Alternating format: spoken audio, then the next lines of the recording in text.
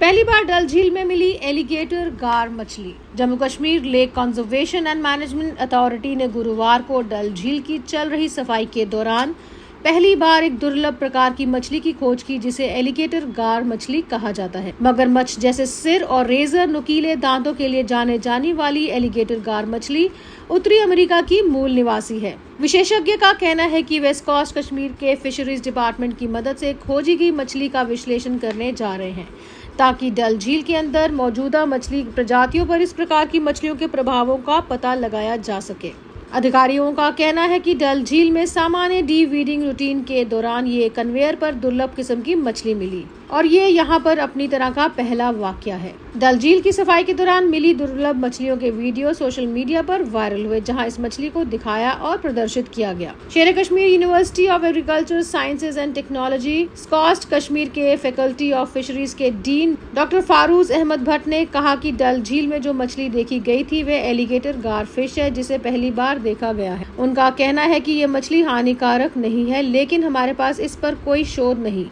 क्योंकि ये पहली बार यहाँ डल झील में देखी गई है। डॉक्टर फारूज ने कहा कि ये मछली यहाँ तक कैसे पहुँची और ये कश्मीर की स्थानीय मछलियों के लिए खतरनाक है या नहीं, इस पर शोध किया जाएगा। जहाँ तक एलिगेटर फिश का डल में पाया जाना जो हमने पकड़ी है, वहाँ पे जितने भी जो लौड़ा वाले थे जिन्होंने रिपोर्ट किया वह जब डिवीडिंग कर रहे थे, तो it is totally new fish.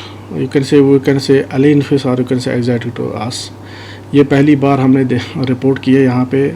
इससे पहले भी जो डल लेक है, जितने भी वाटर बॉडीज है, regularly we are conducting research के बायोडाइवर्सिटी रिलेटेड कि कौन सी फिश किस झील में है, किस तालाब में है, किस रिवर में है। तो ये पहली जो आपने ये एलिगेटर गार जो आपने देखी, ये पहली बार हमारी इस जो हमारे डल लेक से रिपोर्ट हुई है। तो ये इसका जहाँ तक यहाँ पे मौजूद होना और इसका पकड़ना, ये तो हमारे लिए एक सरप्राइज़ है। लेकिन ऐसा नहीं है कि ये कुछ नई चीज़ कहीं आसमान से आई है। ये फ़िश है, खाने वाली फ़िश है।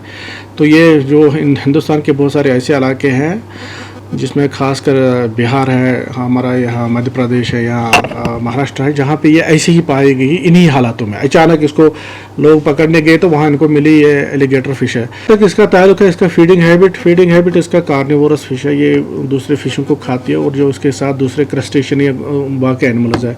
लेकिन इसका यहाँ पाना, ये एक इन्वेसिव फिश है, एक्सोटिक फिश है। किसी हद तक ये हमारे जो हमारे लोकल फिशेज़ है उन पे असर कर सकती है, क्योंकि ये उनको इसका जो फीडिंग हैबिट है ये डाइवोर्सेस ऑन द अदर फिशेज़। लेकिन अब ये देखना है कि ये फ़िश कैसे आ गई, क्या नहीं। इसके बहुत सारे कारण हो सकते हैं, वो हमारे लिए रिसर्चेबल इश्यूज़ हैं।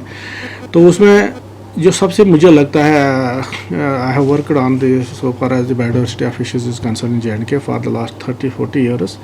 उसमें यही है कि जो हमारे ये फिशेज़ हैं ये नहीं पाई गई। लेकिन इससे पहले भी अगर हम देखेंगे, डल लेक में हमारे पास ग्रास कार्प नहीं थी या मानसबल में, लेकिन तो हमारे स्टूडेंट्स ने 1996 में तो वहाँ से उन्होंने एक फ़िश लाई। वो बोला कि टोटली डिफरेंट ग्रास कार्प थी, लेकिन वो हमारे यहाँ जो हमारे यहाँ के फ़िश फार्म में वहाँ पाए जाते हैं, वो वहाँ से निकल के वो वहाँ से वेंचर करके हमारे नेचुरल वाटर बॉडीज़ में आए। लेकिन ये फ़िश का आना, इसके बहुत सारे कारण भी हो सकते हैं। और मुझे जो लगता है जो ख़ास कारण इसका हो सकता है वो है कि जो हमारा यहाँ पर ऑर्नामेंटल सीड जो लाते हैं, ट्रेड होता है।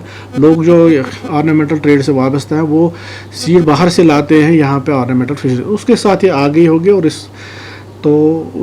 That can be the one of the factors. तरफ से अब तो ये हमारे लिए एक इशू बन गया है। और पहले तो हमें देखना है, हमें क्वांटिफाई करना है कि इसके लिए हमें जाना है और स्टडी करनी है कि इसकी प्रेजेंट स्टेटस क्या है। ये एक ही फिश थी कि और भी इसके बहुत सारे स्पेसिमेन्स हैं डल में। अगर होंगे तो that is a problem for this so far as indigenous fishes are concern. लेकिन इतना नहीं है, ये वीड्स हमारे पर डल लेक में इस वक्त जो है वीड्स भी एक प्रॉब्लम है, और जो हमारे वीड फिशेज भी जो है, हमारे पास ट्रैश फिशेज भी है, वो भी एक प्रॉब्लम है, क्योंकि उनका जो हैबिटेट है वो हमारे वीड्स है।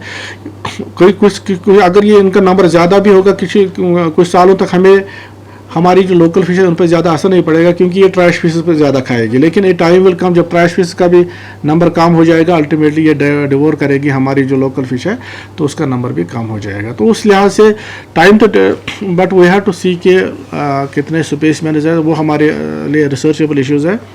तो अगर इसका नंबर ज़्यादा है तो वो तो फिर उसको कंट्रोल करने के लिए मेजर्स उठाने पड़ेंगे।